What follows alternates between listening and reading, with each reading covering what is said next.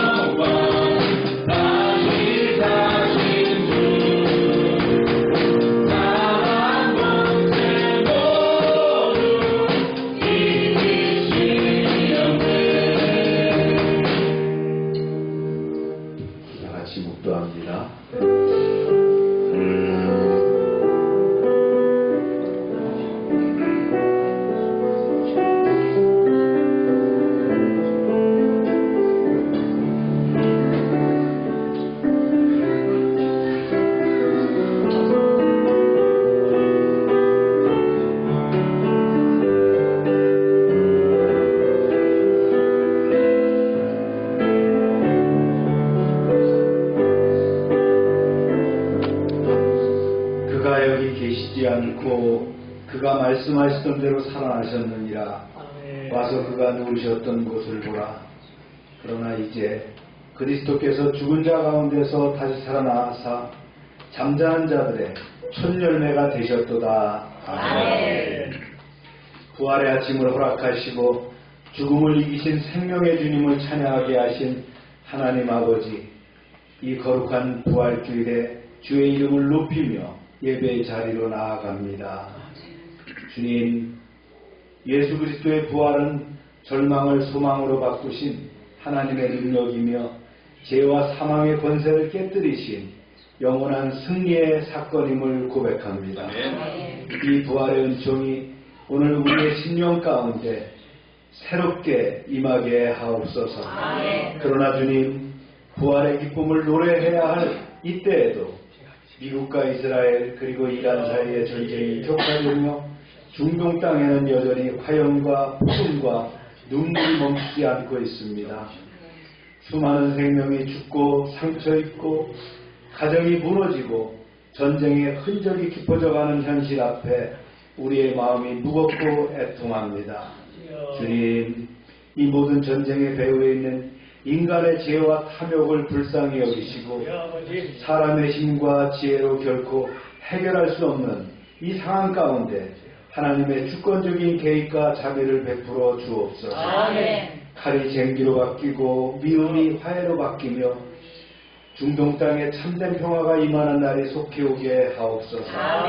부활의 주님, 죽음을 이기신 주님의 능력이 전쟁의 상처를 치유하고 무너진 삶을 회복시키며 눈물의 땅 위에 새 생명의 역사를 이루어 가게 하여 주옵소서.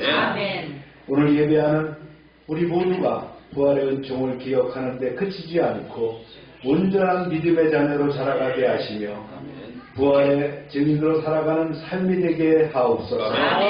절망의 시대 속에서도 생명을 전하는 자로, 평화를 이루는 자로, 복음을 증거하는 자, 거룩한 백성으로 서게 하옵소서. 이 시간 드려지는 예배 가운데 성령의 기름 부으심이 충만하게 임하시며 찬양과 말씀과 기도 위에 부활의 능력이 드러나게 하옵소서. 살아계신 예수님의 이름으로 기도합니다.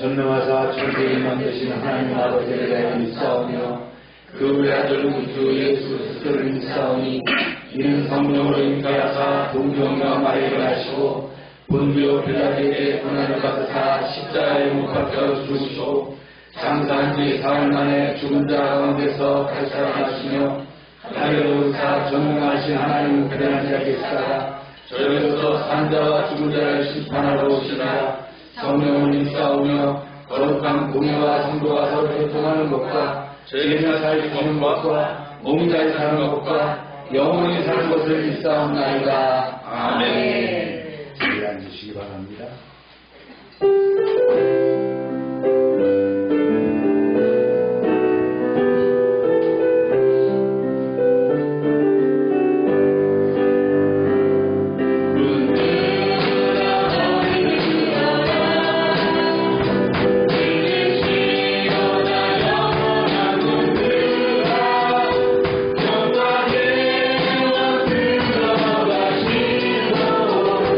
영광의 왕 들어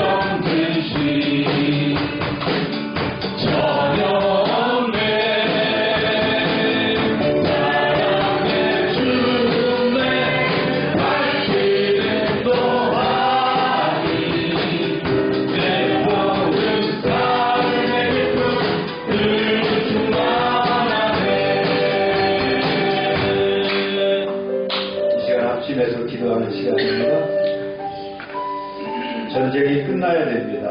부부한 인명들이 살상당하고 파괴되는 황폐화되는 이런 전쟁을 끝내야 됩니다.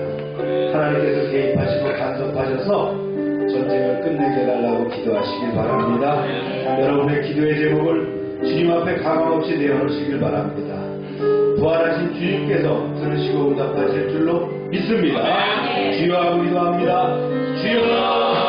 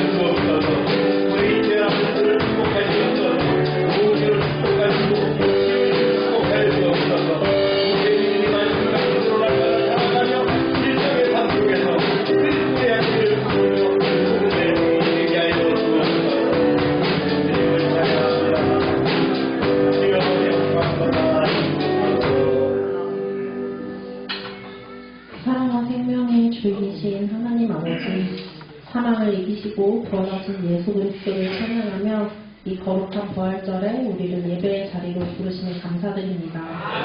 절망 가운데 소망을 주시고 어둠 가운데 빛으로 오신 주님을 기억하며 우리의 마음을 주께 올려드립니다. 먼저 우리의 삶을 돌아봅니다. 여전히 두려움과 이기심, 무관심 속에 살아가며 주님의 뜻을 온전히 따르지 못했던 우리의 모습을 고백합니다. 부활의 능력으로 우리의 심령을 새롭게 하시고 죽은 것 같은 믿음이 다시 살아나게 하옵소서. 날마다 부활의 삶을 살아가며 소망을 전하는 자들이 되게 하옵소서. 우리의 가정을 위해 기도합니다. 세상의 불안과 혼란 속에서도 각 가정마다 주님의 평강이 임하게 하시고 서로를 더욱 사랑하고 붙드는 가정이 되게 하옵소서. 두려움보다 믿음을, 갈등보다 화해를 선택하는 가정이 되게 하옵소서. 우리가 속한 이 지역을 위해서도 기도합니다. 갈등과 아픔이 있다면 치료하여 주시고 서로를 존중하고 함께 살아가는 지역이 되게 하옵소서. 도움이 필요한 이웃들을 돌보게 하시고 우리가 작은 사랑이라도 실천하며 부활의 생명을 나누는 통로가 되게 하옵소서. 우리 교회를 위해도 기도합니다. 이 시대의 아픔과 고통을 외면하지 않는 열방교회가 되게 하게 하시고 부활의 소망을 세상에 전하는 공동체가 되게 하옵소서. 연약한 자를 품고 상처 입은 자를 회복시키며 세상을 향해 사랑과 진리를 전하는 교회가 되게 하옵소서. 이 나라를 위해서도 기도합니다. 전쟁의 위협과 국제적 긴장 속에서도 하나님께서 이 땅을 지켜주시고 지혜로운 길로 인도하여 주시옵소서. 지도자들에게 평화를 이루는 결단과 지혜를 주시고 국민 모두가 두려움이 아닌 소망 가운데 하나 되게 하옵소서. 부활의 생명이 이 나라 가운데도 충만하게 하옵소서. 특별히 전쟁과 분쟁 가운데 있는 나라를 위해 간절히 기도합니다. 폭력과 파괴가 멈추게 하시고 무고한 생명이 더 이상 희생되지 않게 하옵소서. 슬픔 가운데 있는 이들에게 위로를, 상처 입은 자들에게 치유를 허락하여 주시옵소서. 인간의 방법이 아닌 주님의 정의와 평화가 이 땅 가운데 이루어지게 하옵소서. 오늘의 예배를 두고도 기도합니다. 오늘 드리는 예배 가운데 임재하여 주옵소서.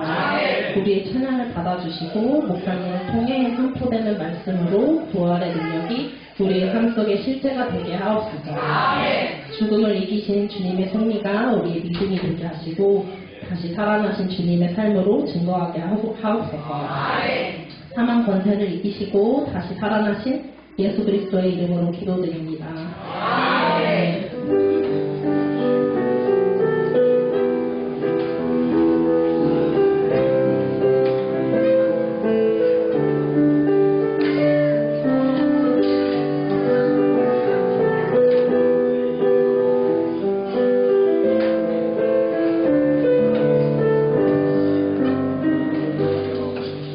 광고 시간입니다.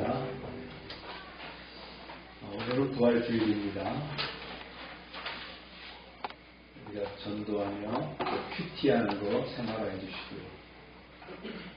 큐티 연결 안 되신 분들은 확인해서 다 연결 좀 해주세요. 카톡에 연결되는 게 있죠?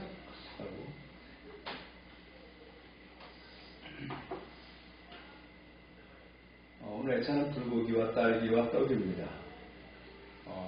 부활절 축하 계란을 또 남기도록 하겠습니다. 오늘 목걸이가 풍성하네요.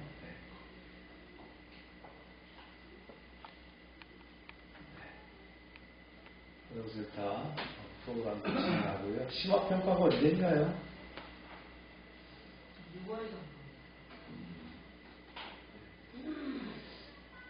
이번 주에 선교사님들한테 안부편지 격려 문자 발송하도록 하겠습니다. 강수진 집사 시모가 소천에서 장례식에 다녀왔습니다. 강수진 집사를 모르는 분도 있지만 우리 창립 멤버고 또 지금 홍성에 있으면서 우리 교회를 섬기고 있어요. 헌금도 보내주시고 이렇게 선교비도 같이 동참하시고 합니다. 제가 우리 카톡에 올려놨더니 또 모르시면서도 또 조의금을 보냈다고 인사를 전합니다.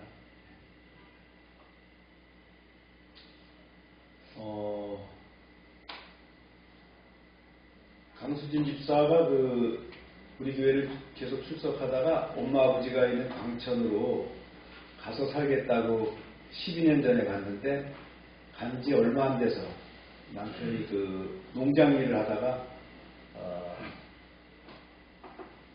사망을 했어요. 그래가지고 참 슬픔을 안고 젊은 청상으로 딸 하나를 데리고 키웠는데 이제 딸이 대학교 2학년이 됐죠.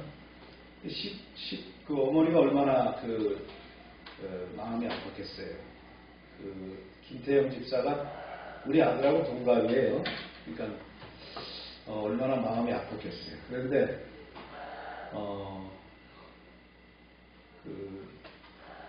12주년 차죠. 이제 재작년 12월 달에 암이 걸렸어요. 대장암 말기가 건강검진할 때 이제 발견이 돼가지고 보니까 대장암 말기예요.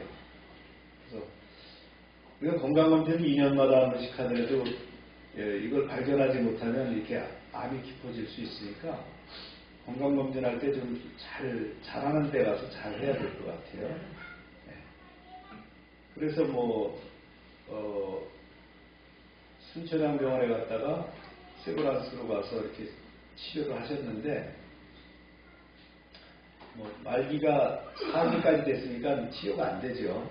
결국 이제 소천하게 되셨는데 광천침례교회에서 이제 주관해서 장례식을 잘했고 광천교회가 생긴 이후로 이렇게 장례식에 많은 사람들이 온 거는 처음이래요. 네. 하여튼 발인 예배부터 시작해서 화장하고 그 다음에 봉안할 때까지 전부 다 전교인이 남아줘서 은혜가 됐었습니다. 장례식을 잘 치렀고 봉안을 해야 되는데 이렇게 됐어요. 김태영 집사가 12년 전에 소천했는데 어머니가 바로 옆자리로 갔습니다. 그렇게 갈 수가 없는데 한번 빈자리를 찾아보면 거기다 넣어주겠다 그래서 처음에 배정받은 자리가 안 좋아서 찾아보니까 김태영 집사 옆자리가 비어서 그 자리가 돼서 이렇게 들어갔어요. 어머니가 12년 동안 아들을 먼저 보내고 그리움과 그리움 속에 그것이 암이 됐는데 죽어서 유골이 돼서 바로 아들 옆에 갔다는 거. 저희가 참 하나님께서 참 그 마음이 얼마나 그랬으면 저렇게 자리를 만들어줄까. 이렇게 원하는 데 들어갈 수가 없잖아요. 그죠? 순서대로니까. 감사하다고 이제 떡을 좀 하라고 그랬는데 이번 주에 먹을 것이 많아서 다음 주에 이렇게 하도록 하겠습니다. 이렇게 여러분들이 또 참여해서 인사를 또 전합니다. 그 아버지가 저보다 이제 한두 살 더 드신 분인데 간병을 한 1년 3개월 하는 동안에 참 많이 야유셨더라고요. 그 영양실조로 걸릴 만큼 몸이 쇠약해지셔가지고 이제 수빈이하고 수진이 때문에도 열심히 살아야 되겠다라는 그런 말씀을 하시더라고요.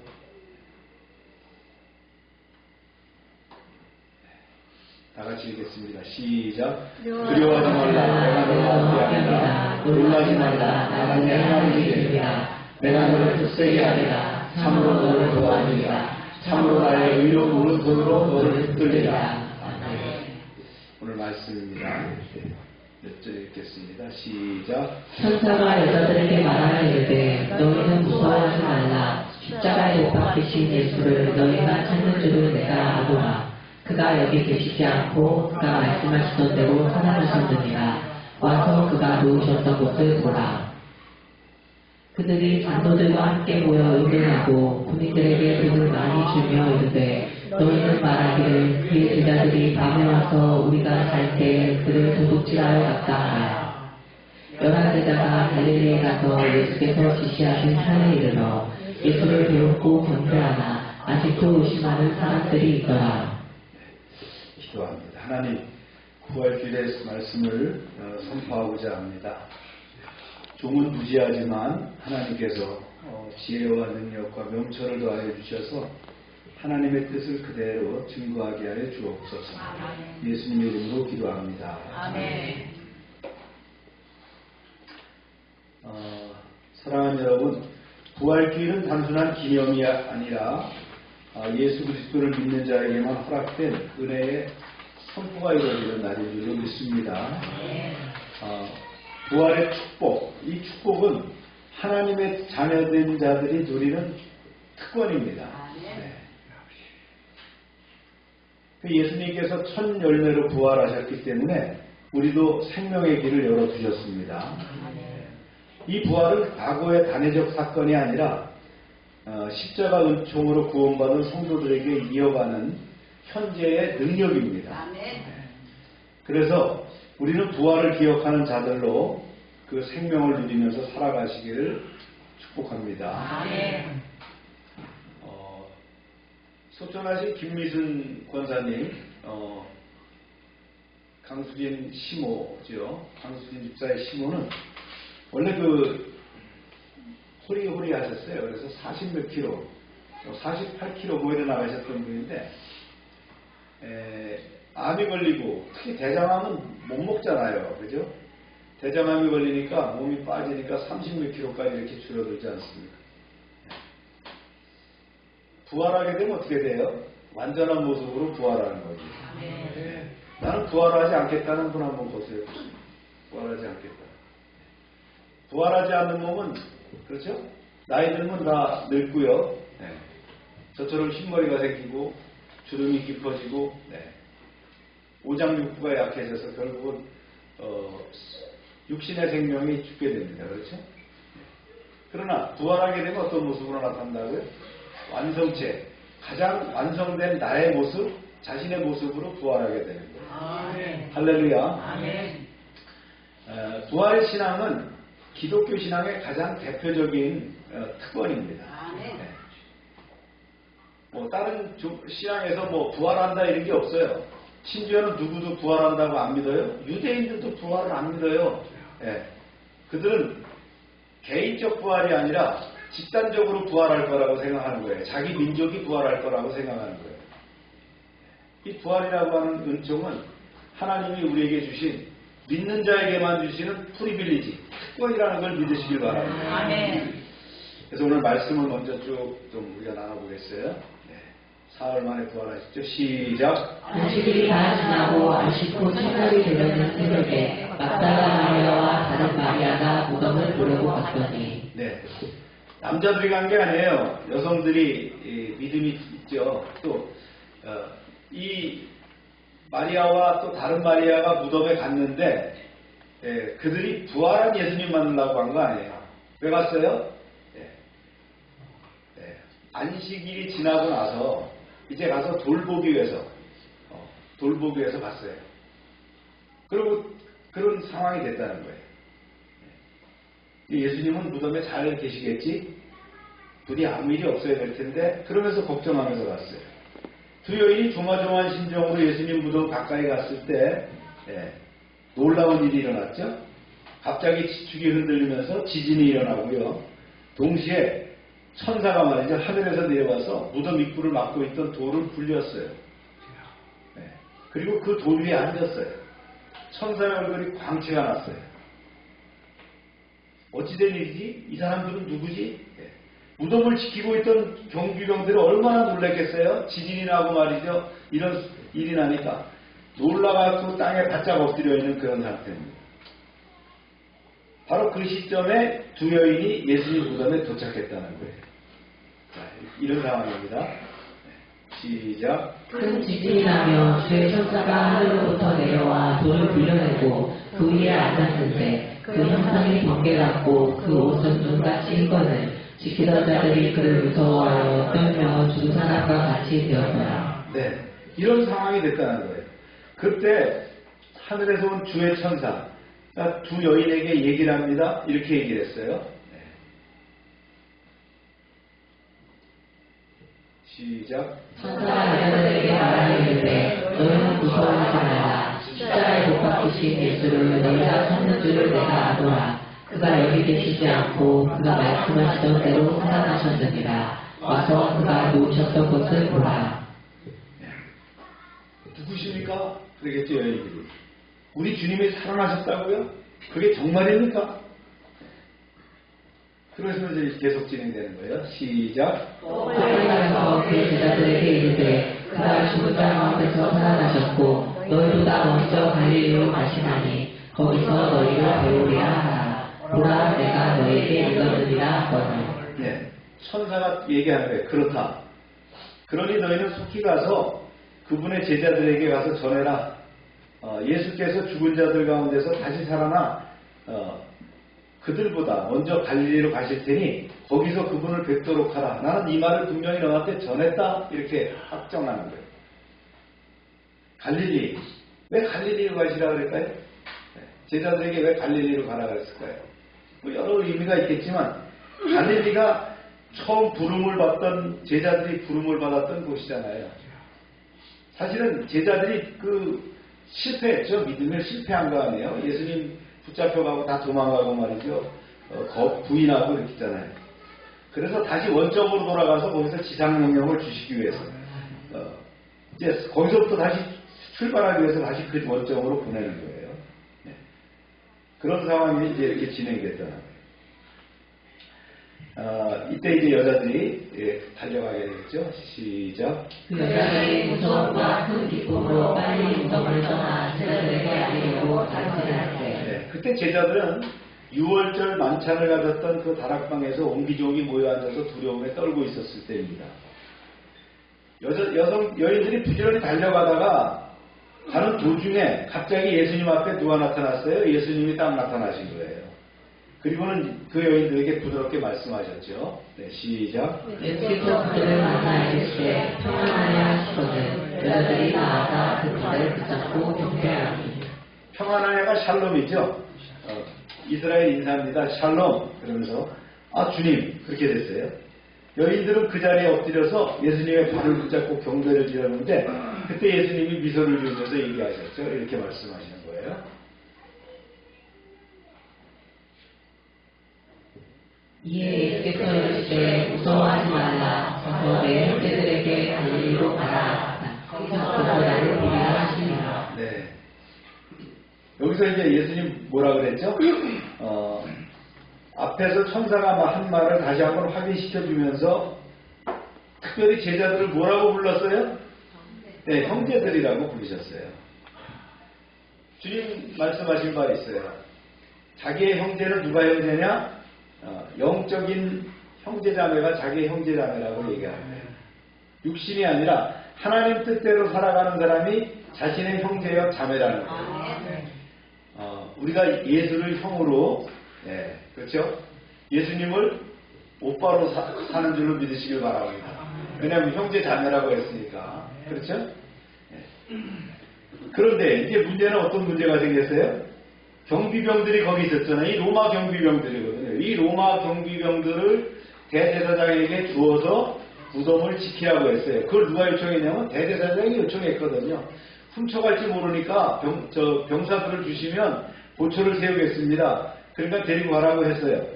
그 이제 병사들이 이제 문제가 생긴 거 아니에요? 네.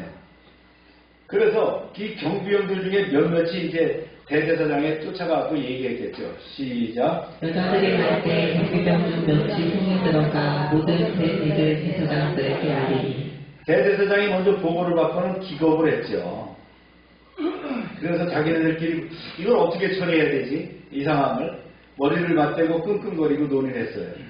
이 논의 끝에 어떻게 합니까? 다시 계약을 또 만드는 거예요. 그건 뭐예요? 경비병들에게 뇌물을 주면서 엄히 당부하는 거죠.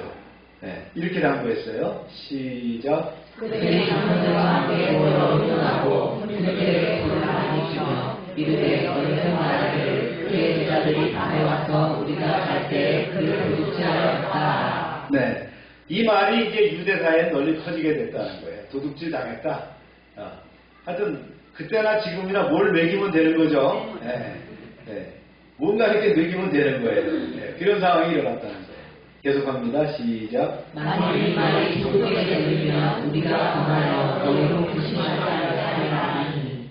네, 이 경비병들은 로마 병정들이니까 그럴 거 아니에요. 아니 총독께서 뭐라고 하시면 어떡합니까? 그러니까 그 염려만 내가 다 어떻게 할 거예요?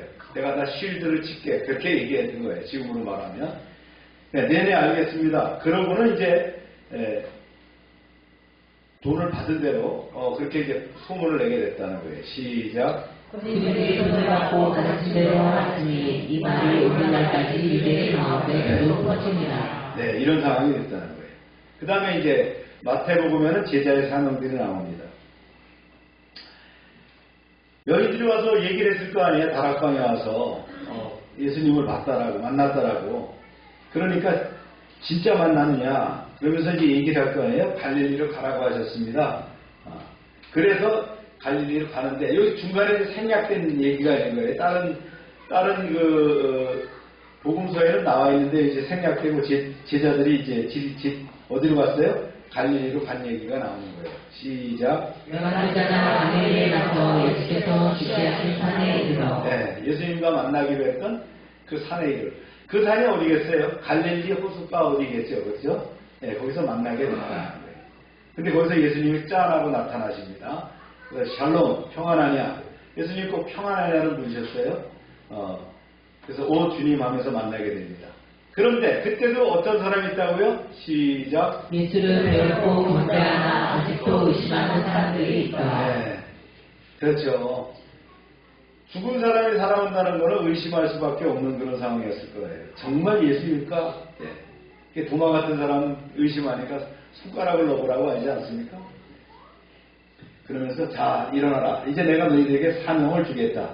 그게 바로 영어로 얘기하면 그레이트 커미션, 지상 대명령을 주셨다는 거예요. 중요한 명령입니다. 이 말씀이에요. 네. 시작. 예수께서 나와 말씀하여 이르시되 하나님의 모든 권세를 내게 주셨으니 그러므로 너희는 가서 모든 민족을 제자로 삼아 아버지와 아들과 성령의 이름으로 친례를 베풀고 내가 너희에게 분부한 모든 것을 가르쳐 지키게 하라. 볼지어다 내가 사는 끝날까지 너희와 항상 함께 있으리라 하시니라. 여기서 예수님 밝히시죠? 대지상명령을 하달하신 분이 누구냐는 거예요. 누가 하셨다는 거예요? 네. 아버지께서 하달을 했다는 거예요. 아버지께서 주셨다. 지상명령의 내용은 가라, 제자 삼으라, 침례를 주자, 가르쳐 지키게 하라. 네. 가라는데 어디를 가라는 겁니까? 온 예루살렘과 온 유대와 사마리아와 땅끝까지 전 세계를 다 가라는 얘기예요. 그래서 선교사들이 전부 다 흩어져서 복음을 증거하는 겁니다. 요약하면 그런 거예요. 한 군데도 빠뜨리지 말고 가라는 거예요. 땅끝까지 가라는 거예요. 그래야 재림이 있다는 거예요. 아멘입니까? 그러면서 제자를 삼으라 그랬어요. 제자 삼으라. 제자를 삼는다는 말은 그래요. 우리가 세상에서는 제자란 말을 많이 써요. 뭐 가르친 분, 선생님들은 또 그런 말 하죠. 누구는 내 제자야. 이렇게 얘기하는데, 여기서 제자라고 하는 그 뜻은 뭡니까? 말씀대로 살도록 훈련된 사람이 제자라는 거예요. 그렇죠? 그 다음에 침례를 주라 그랬어요. 침례. 다른 거 주라고 안 했어요. 뭘 주라고요? 침례를 주라. 이 침례를 준다는 건 어떻게 물에 담그라는 거거든요. 우리가 빨래하기 전에 물에 담가놓으면 때가 잘 빠지죠? 네, 물에 담가놓으면 뭔가 이루어지기 시작하는 거예요. 침례가 그런 거예요. 이제 침례가 어떤 겁니까? 물에 잠기는 건데 구원의 표란 말이죠. 예수님이 십자가에 죽으심 같이 죽었다가 살아나는 그것을 퍼포먼스를 통해서 나는 예수 믿고 구원받은 자라는 구원의 표를 받은 자로 공동체 앞에서 드러내는 것이 침례라는 거예요. 할렐루야. 네. 그 침례를 꼭 받아야만 구원받은 것이냐? 그건 아닙니다. 네, 구원의 표라는 거예요. 그런 퍼포먼스라는 거예요. 그리고 가르쳐 지키게 하라. 가르쳐 지킨다는 건 뭡니까? 예수 믿고 구원받은 거 끝나는 게 아니에요. 그 삶을 이어갈 수 있도록 하라는 말씀이에요. 이 지상명령을 주시면서 예수님의 약속이 있어요. 뭡니까? 세상 끝날까지 함께 하시겠다는 거예요. 그러면 부활하셔서 우리와 함께 하신다는 것이 아니고요. 누구와 함께? 성령께서 우리와 함께 하신다. 보혜사 성령. 보혜사는 우리를 보호하시고 은혜를 베푸시고 가르치시는 분인데 보혜사 성령이 함께 하시겠다는 그런 말씀을 하셨다는 거예요. 아멘입니까? 네, 부활절 메시지가 여기까지가 됐고요. 정리 한번 해볼게요. 네. 죽음을 깨뜨린 부활의 새벽이었어요. 안식 후 첫날 새벽에 두 여인이 예수님의 무덤을 찾을 때 큰 지진과 함께 천사가 돌을 옮기고 그가 여기 계시지 않고 살아나셨다라고 선포를 합니다. 이는 뭐예요? 죽음의 권세가 무너지고 하나님의 약속이 성취된 결정적인 사건이라는 거예요. 그래서 부활은 절망의 끝에서 시작된 하나님의 새로운 창조입니다. 네. 우리가 나이 들어서 늙어서 죽은 걸로 끝난다면 다른 종교나 다름이 없어요. 근데 우리는 뭐가 있어요? 영혼이 죽지 않는 거예요. 우리의 영과 혼은 하나님 나라에 들어가는 거예요. 그리고 부활체를 입는 거예요. 아멘입니까? 두 번째요. 두려움과 기쁨 사이에 시작된 증언인데요. 여인들은 두려움과 큰 기쁨 속에서 부활의 소식을 전하러 달려갑니다. 그 길에서 부활하신 예수님을 직접 만나고 평안하냐는 말씀을 들어요. 그 부활의 복음은 단순한 소식이 아니에요. 인격적으로 주님을 만난 자에게 시작되는 살아있는 증언이라는 거죠. 할렐루야. 세 번째, 진리를 가리는 세상의 거짓말이 있었죠. 경비원들로부터 사실을 사실을 보고도 경비병들은 이 부활의 사실을 보고도 돈에 매수돼서 거짓말을 퍼뜨렸다는 거죠. 인간의 죄성은 진리를 왜곡하고 은폐하려 하지만 하나님의 부활 사건은 결코 가려질 수 있다 없다? 없다는 거예요. 네 번째, 부활의 목적이 있어요. 위대한 사명이죠. 부활하신 예수님은 갈릴리에서 제자들을 만나서 모든 민족을 제자로 삼으라는 지상 대명령을 주셨어요. 부활은 단지 믿음의 확증이 아니라 세상으로 나아가는 복음을 전하는 사명의 출발점이라는 거예요. 이게 오늘 메시지의 핵심이에요. 부활은 그냥 끝이 아니에요. 그냥 믿음의 확증으로 끝나는 게 아니에요. 부활의 소명을 받은 우리가, 그 은총을 받은 우리는 세상에 나가서 복음을 증거하는 그 증인으로서의 출발점에 서는 거예요. 할렐루야. 그러면 부활하신 예수님의 승천하시기까지 하는 행적, 그 동선을 한번 알아보자. 동선을. 부활하신 당일에 예수님은 그 무덤 주변에서 계셨죠. 빈 무덤이 있었는데 그 주변에 계셨다는 거예요. 그래서 그가 여기 계시지 않고 살아나셨다라는 천사의 증언을 듣게 되죠. 막달라 마리아에게 나타나십니다. 나를 붙잡지 말아라. 내 아버지, 곧 아버지께로 내가 올라갈 것이다. 아직 올라가지 않았다는 거예요. 그 얘기를 하셨어요. 그러면서 또 어디에서 나타나셨을까요? 엠마오 가는 제자들에게 나타나셔서 그들의 눈을 열어주셔서 그들이 다시 백도해가지고 제자들에게 가는 이야기입니다. 그 다음에 이제 그 제자들이 다락방에 있을 때 한번 나타나시죠. 나타나시는 사건. 이게 예루살렘에서 당일에 나타난 사건이에요. 그 다음에 한 주 뒤에 그 의심 많은 도마에게 나타나셨어요. 내 손을 내밀어서 믿음 없는 자가 되지 말고 믿는 자가 되라는 말씀하셨어요. 그 다음에 어디로 가셨어요? 갈릴리로 가셨다 하는 거예요. 제자들이 이제 갈릴리 가니까 제자들에게 나타나시죠. 갈릴리 산에서 여기서 이제 마태복음 28장 18절 20절에 나오는 그레이트 커미션 지상명령을 주시는 거예요. 너희는 가서 모든 민족으로 제자를 삼아라 하시는 말씀을 거기서 주시는 거예요. 그 다음에 또 어디로 가셨어요? 바닷가로 나가셨어요. 그렇죠? 요한복음에 나오는 거기서 이제 요한에게 베드로에게 그러죠. 네가 나를 사랑하느냐 내 양을 먹이라 하는 말씀을 하시죠. 거기서 이제 베드로가 순교할 것도 말씀하시죠. 그리고는 다시 어디로 오셨어요? 예루살렘으로 오십니다. 와서 이제 성경을 깨닫게 하시고요. 그 다음에 여기서 이제 위로부터 능력이 임할 때까지 예루살렘 머무러라. 위로부터 능력이 임하는 게 뭐예요? 성령의 나타남이죠. 성령의 임재가 있을 때까지 기다려라. 그 다음에 이제 승천하시는 사건이 있죠. 감람산 베다니 근처에서 마지막 말씀이죠. 오직 성령이 너에게 임하시면 그러면서 내 증인이 되라는 말씀을 하십니다. 그리고는 이제 승천하셨죠. 구름이 그를 가리워 보이지 않게 됐더라. 그런 말씀이 나옵니다. 이게 예수님의 동선입니다. 이걸 말씀으로 하신 말씀을 정리해보면 그렇게 돼요. 맨 그 메시지 밑에서부터 여러분들이 한번 읽어봅니다. 시작. 부활의 확증, 생명의 선포, 성령의 성취, 회복과 제의, 사명 부여, 성령의 약속, 주님의 파송. 부활하셔서 주님이 말씀하신 것을 총 정리해보면 이런 얘기예요. 이런 말씀을 하셨어요. 결론적으로 뭐가 되라는 거예요? 마르투스, 증인이 되라는 거예요. 증인이 되어야 된다. 부활은 예수님이 그렇게 보이셨으니까 우리도 부활할 건 당연하고 부활할 우리는 이 땅에 살면서 뭐가 된다고요? 증인의 삶을 사는 거예요. 아멘. 할렐루야. 아멘. 그래서 예수님의 동선을 정리해서 쭉 보니까 예수님이 오셔서 확신을 주시고 실망한 제자들을 회복시켜 주시고 그 다음에 사명을 주시고 그 다음에 무슨 삶을 살으라고요? 증인의 삶을 살으라고 말씀을 하셨다. 아멘입니까? 아멘.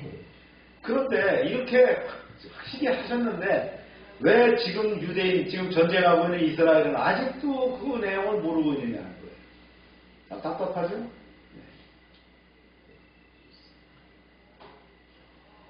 유대인에게 예수는 어떤 존재이냐는 거예요.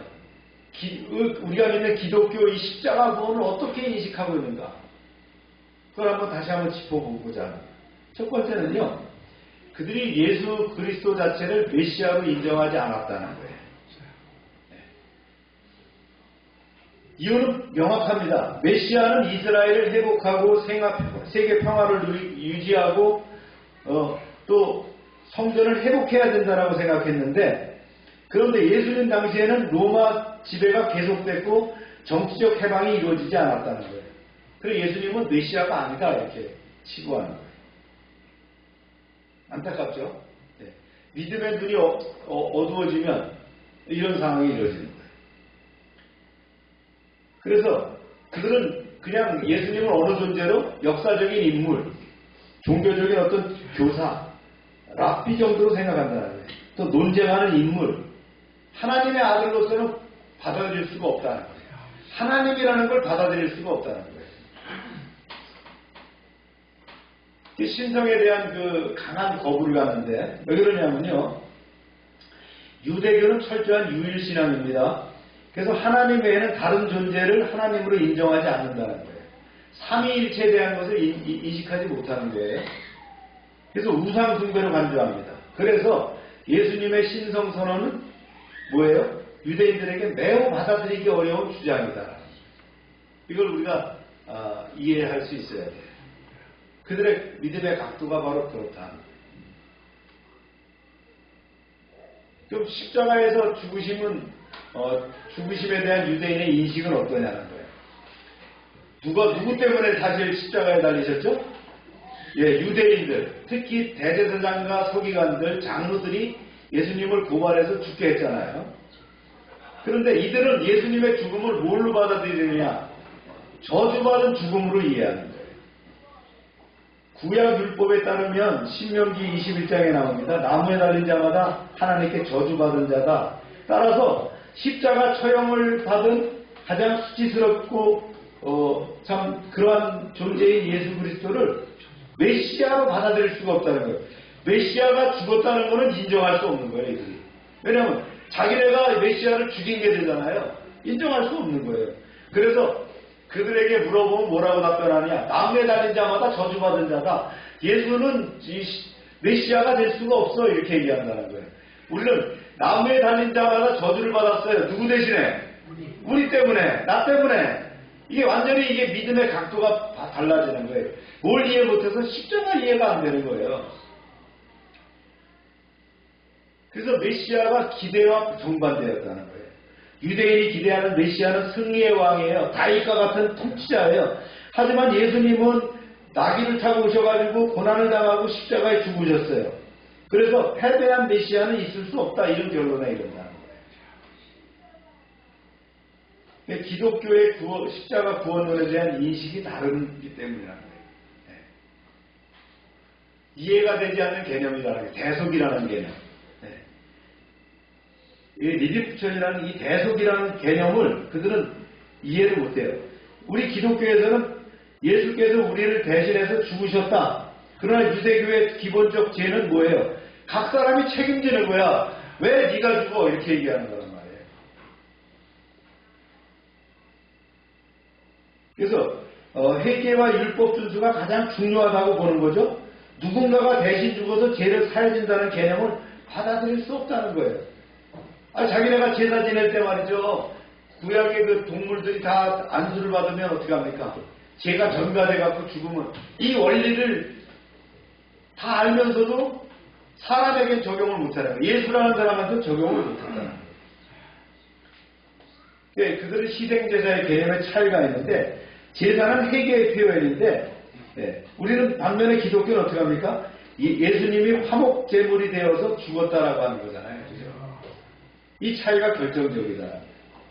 그래서 그들이 생각할 때 십자가는 어떻게 생각하느냐? 사도 바울은 그래서 이렇게 고백을 합니다. 고린도전서 1장 23절에 유대인들에게는 꺼리끼는 것이요 십자가는 이방인들에게는 어리석게 보이고 유대인들은 받아들일 수 없다는 거예요. 네. 그러니까 뭐가 없어요? 부활이라는 것을 인정할 수가 없죠. 그래서 이 차이는 단순한 종교 차이가 아니라 구원을 어떻게 이해하는가의 차이거든요. 유대인은 사람이 하나님께로 올라간다고 생각하는 거예요. 근데 기독교는 하나님이 사람에게 내려오셨다라고 얘기하는 거예요.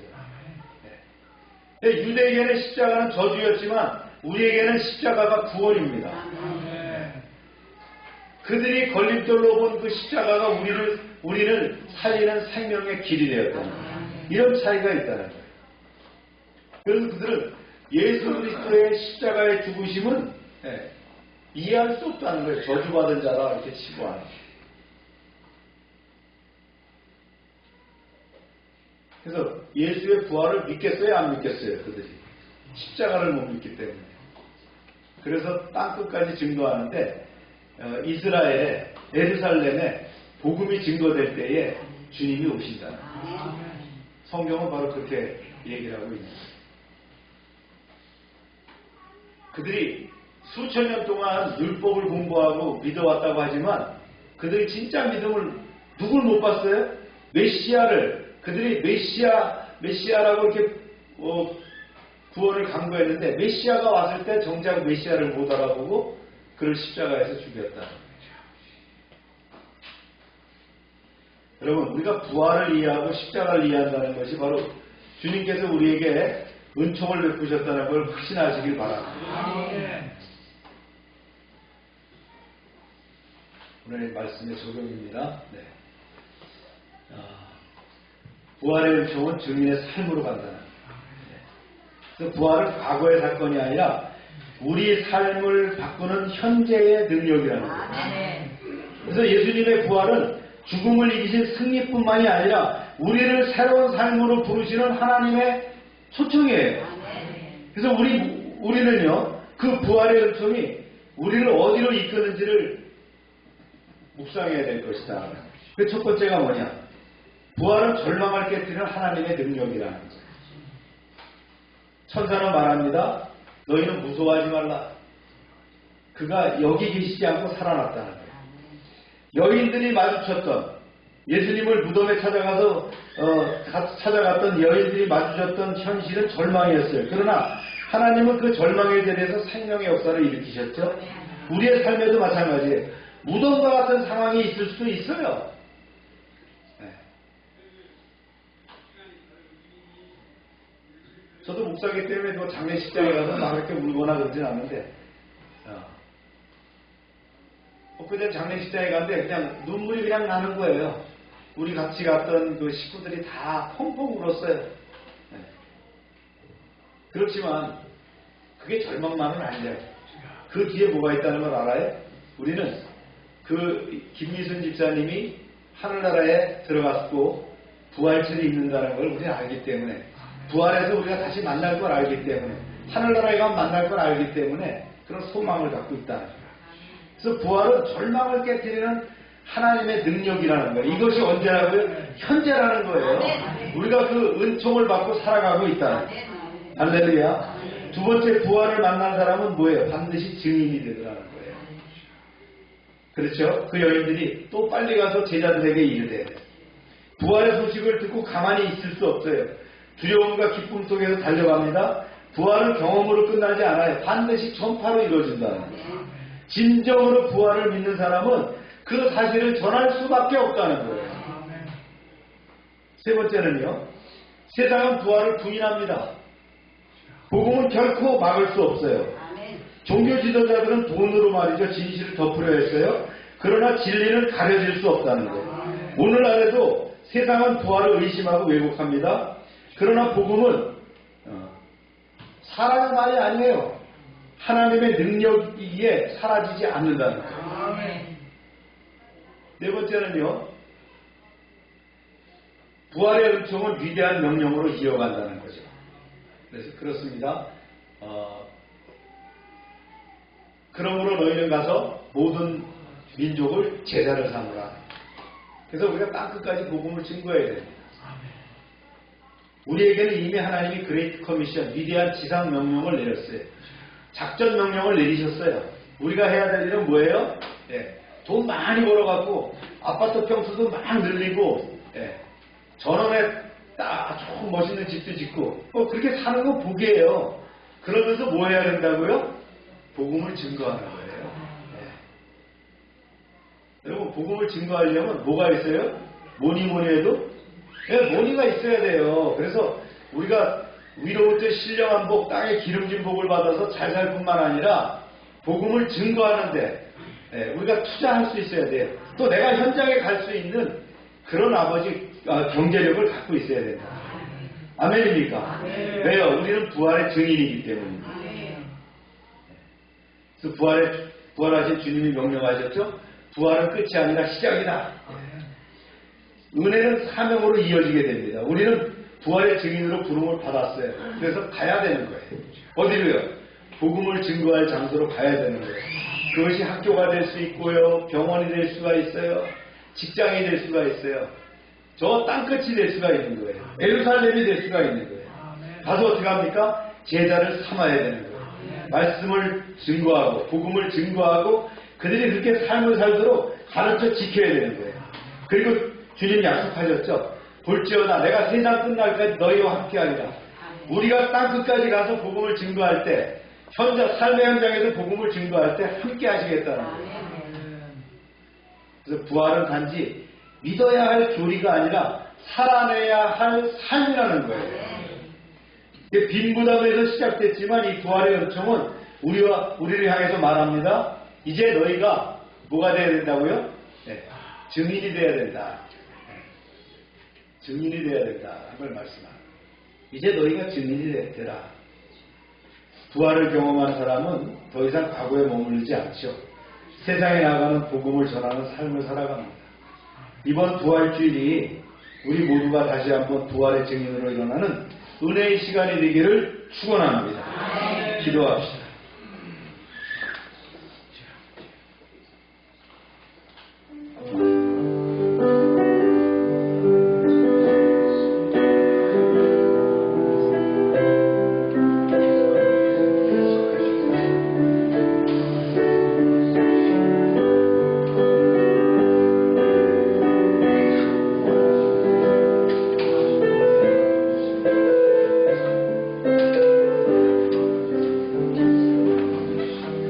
부활의 주님 사망 권세를 깨뜨리고 우리에게 생명을 주신 은혜에 감사드립니다. 우리가 때로는 절망 속에 머물고 두려움에 사로잡혀 있을 때에도 주님께서 이미 부활로 승리하셨음을 믿게 하옵소서. 주님 부활의 기쁨을 우리 안에만 머물게 하지 마시고 세상으로 나아가는 복음을 전하는 참된 증인의 삶을 살게 하옵소서. 우리를 보내시고 우리와 함께 하시겠다는 약속하신 주님, 그 약속을 붙들고 담대히 살아가게 하옵소서. 부활의 능력으로 우리의 가정과 교회와 삶이 세워지게 하시고 우리의 모든 또 열방 가운데 복음이 증거되게 하여 주옵소서. 예수님의 이름으로 기도합니다. 읽겠습니다.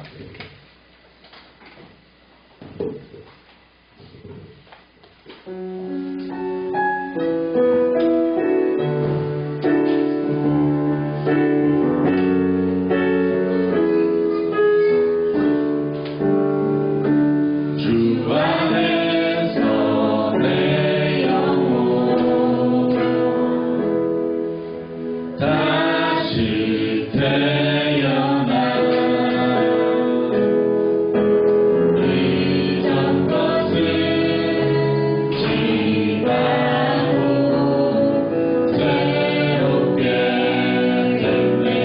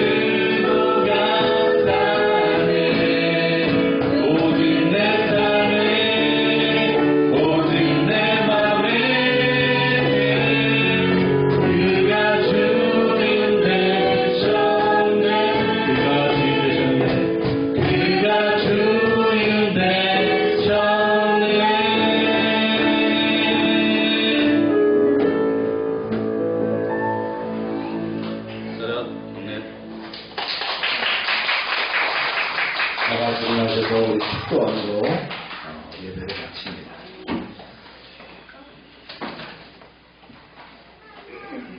일어나세요.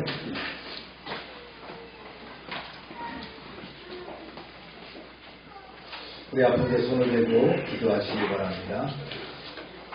아버지 하나님, 이 시간 치료를 위해서 기도합니다. 우리는 연약하고 상한 심령을 가지고 있지만 하나님께서 만져주시면 치료될 줄로 믿습니다. 믿음으로 치료될 때에 하나님께 영광 돌리는 삶이 되게 하여 주옵소서. 예수 이름으로 명령한다. 모든 질병은 떠나가라. 병들은 다 떠나가고 더러운 것들은 다 빠지고 깨끗하게 될지어다. 주님 역사하셔서 이 땅에서 약으로 또 의사의 손길로도 치료할 수 없지만 하나님의 능력으로 치료되게 하셔서 이제 하나님 부르시는 그날까지 건강하게 증인의 삶을 살아가게 하여 주옵소서. 날마다 넘치게 하시는 아버지 하나님의 구원의 은총에 감사드리며 저희들에게 주신 것을 하나님께 다시 드립니다. 약속의 말씀대로 10의 1조를 구별합니다. 감사의 물과 선교의 물과 약정된 예물을 드립니다.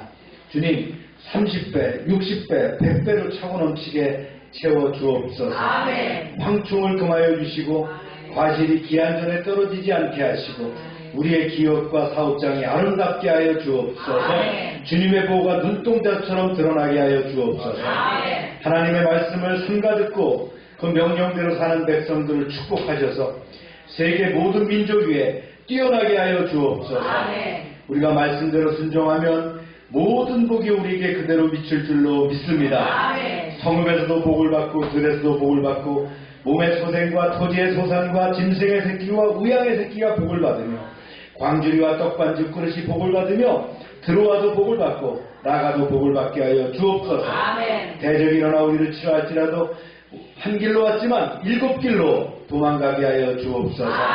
하나님께서 우리를 위하여 하늘에 아름다운 보고를 열어사 우리의 땅에 때를 따라 비가 내리게 하시고 우리의 손으로 하는 모든 일에 복을 주셔서 많은 사람들에게 나누며 베풀게 하시고 이제 아래 있지 않게 하시고 위에 있게 하시며 머리가 되고 꼬리가 되지 않게 하여 주옵소서. 저희가 드린 이 물질 하나님 일하는데 귀하게 쓰여지게 하시고 쓰이는 곳마다 하나님의 놀라운 영광이 드러나게 하여 주옵소서. 이제는 우리 주 예수 그리스도의 은혜와 하나님 아버지의 크신 사랑과 성령의 교통하심이 이제로부터 영원토록 함께 하시기를 축원하옵나이다. 아멘.